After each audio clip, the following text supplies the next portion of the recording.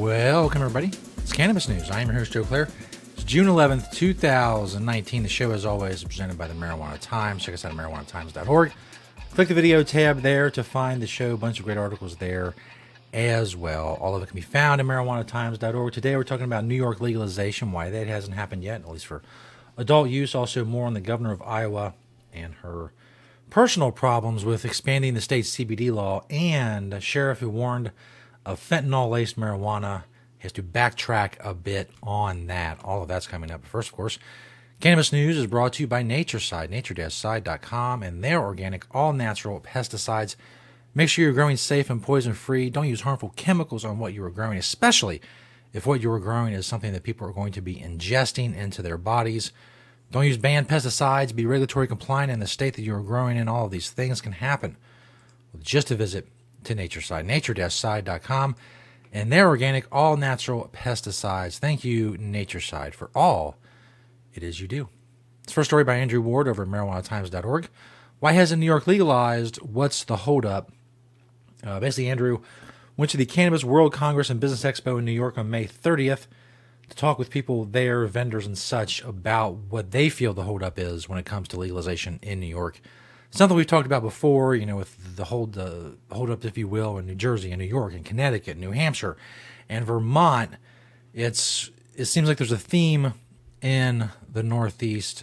Some of the people that Andrew talked to, like Christian Hagesteth, the CEO of One Cannabis, a cannabis company and franchisor focused on inclusion in the industry, explained what social equity is and its importance to many in the cannabis space. He said, quote, "Social equity is the acknowledgement that there's a social inequity in cannabis, that people of color were arrested more often and to longer terms for drugs and drug crime than white people get. And it's trying to give a preferential license for those people who were most adversely affected by the war on drugs." Here's the thing. I've said this before, and you know, maybe I'm off base with this, but the logic doesn't flow for me. Because there's not enough quote-unquote social equity parameters or whatever, bullet points, parts of sections, whatever.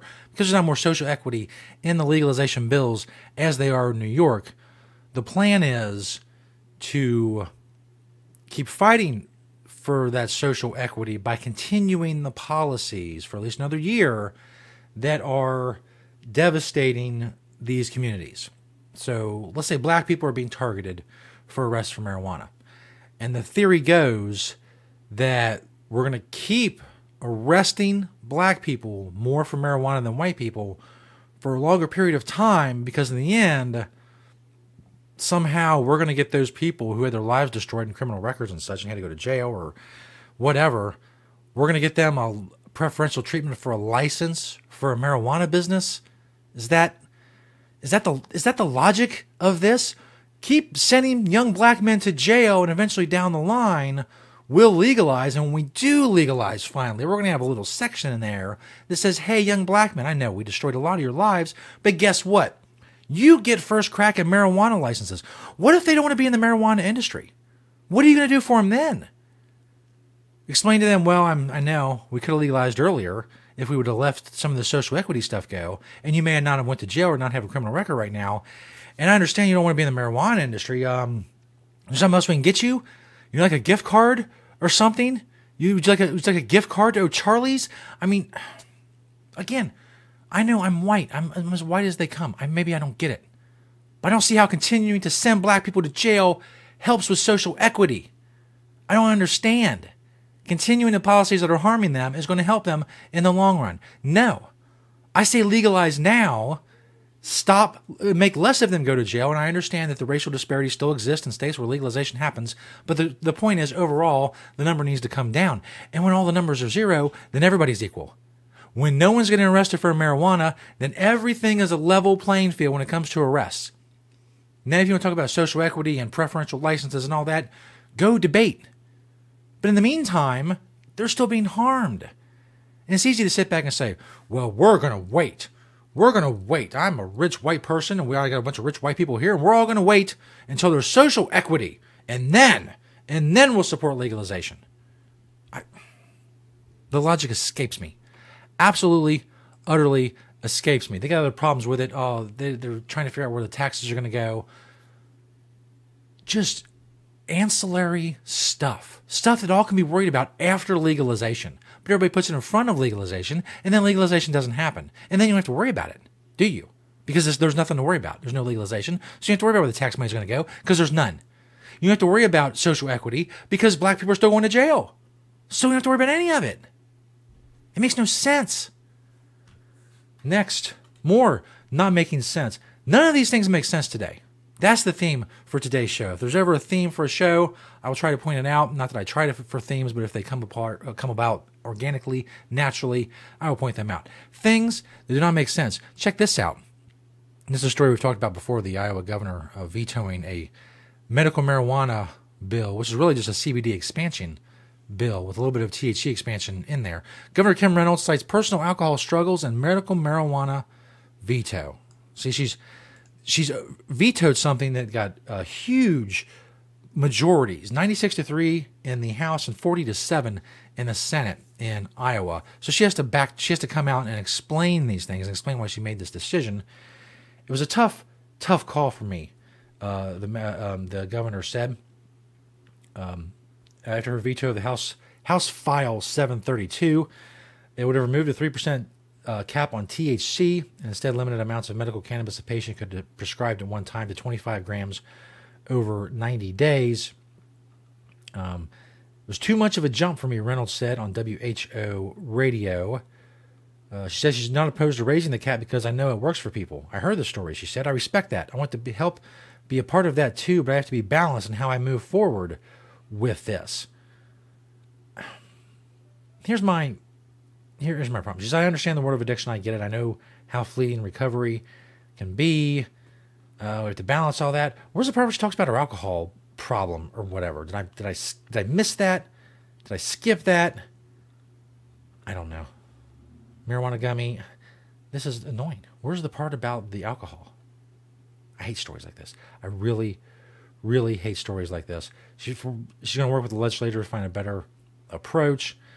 Find a number that is safe and balances the health and safety of Iowans while still trying to identify innovative ways we can work with patients who need it. Here we go. Reynolds recounted a story of a young man who went through treatment with her. 48 hours after celebrating his completion of the program, he relapsed, jumped off a bridge, and died. I guess her recovery from alcohol, her personal alcohol recovery. Here's a couple problems that I have with this. One, what does that have to do with anything? What does her having a problem, her anecdotal story, have to do with the decisions she has to make for millions of Iowans? It's like saying, well, when I was younger, I was bitten by a pit bull, so I'm going to support legislation that bans ownership of pit bulls and has them all killed. That's what I'm going to support. And I'm going to base it on the fact that I was bitten by a pit bull when I was a kid and not really look into the issue and find other ways to maybe address the problem, see if it's really a problem at all, really look into the issue and decide based on that. No, I'm not going to do that. We're just going to ban and kill all pit bulls. But then she is using this to justify her veto of medical marijuana. That's like saying, well, I was bitten by a pit bull when I was a kid, so as a result, I'm going to support legislation that raises the speed limit in Iowa 5 miles an hour on every road. One has nothing to do with the other. But she's grasping at straws to explain why she's vetoing this thing, that she's made a big problem out of this thing that no one else saw a problem with. The people in the legislature certainly didn't see a problem with it.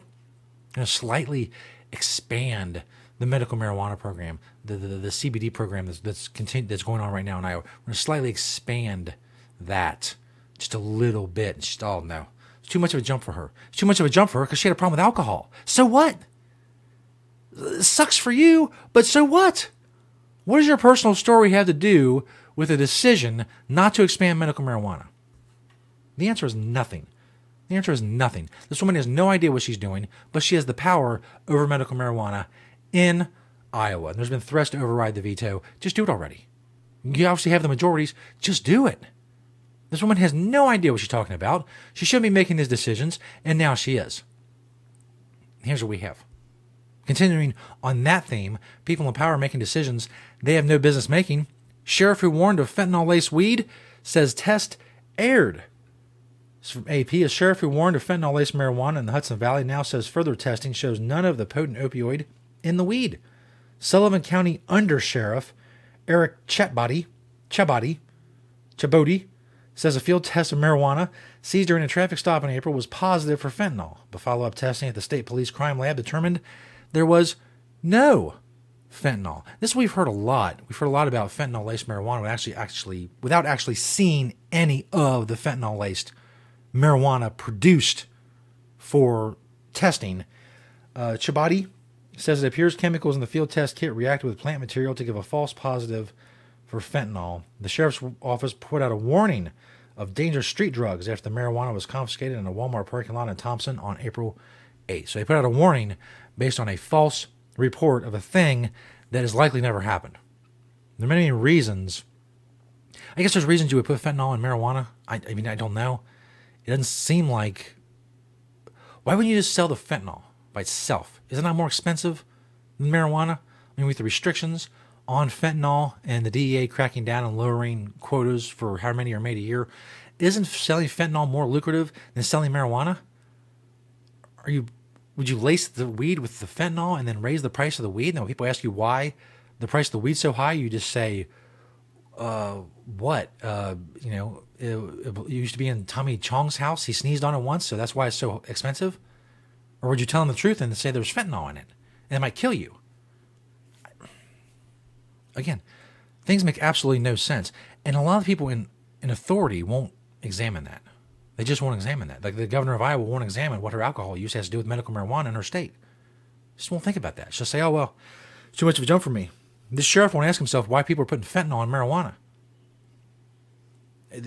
That question doesn't enter his mind. He says, oh, well, put out a bulletin. All hands on deck. There's fentanyl weed. No, there's not. But it doesn't matter. It doesn't matter. The thinking is just, it's not there. It's not there. There's no second step. Hey, this thing is happening. There's no, why is this happening? It's just, hey, everybody, this is happening. They jump right from this is happening to screaming about it happening and letting everybody else know it's happening. Completely skipping the step of, why is this happening? Is it really happening? I mean, if we can't logically parse it out, is it really happening? Maybe we should go back to the original event and see if it actually happened. I don't know. That's the way I do things, but I'm not an under-sheriff. I'm sure it's a very powerful, important position. So important, they couldn't even give you the title of sheriff. No. There's 8,000, however many sheriffs there are in the area. No, we can't name you a sheriff. You have to be an under-sheriff. You're like a sheriff in training. You don't deserve the title of sheriff just yet. You're still a yellow belt in sheriffing. You're still a yellow belt in sheriffing, so you're an under-sheriff. I won't call you a sheriff until you're at least a brown belt. Thanks, everybody, for checking out the show. A lot of stuff didn't make sense today. I guess that's a lot of the shows. You really get right down to it. Check us out at marijuanatimes.org. Search the Marijuana Times on YouTube and Vimeo for the videos. Apple Podcasts, search us out for the audio version of the show. Thanks, everybody, for watching and listening today, and continue to spread the truth about cannabis with this show. We'll see you next time, right here on Cannabis News.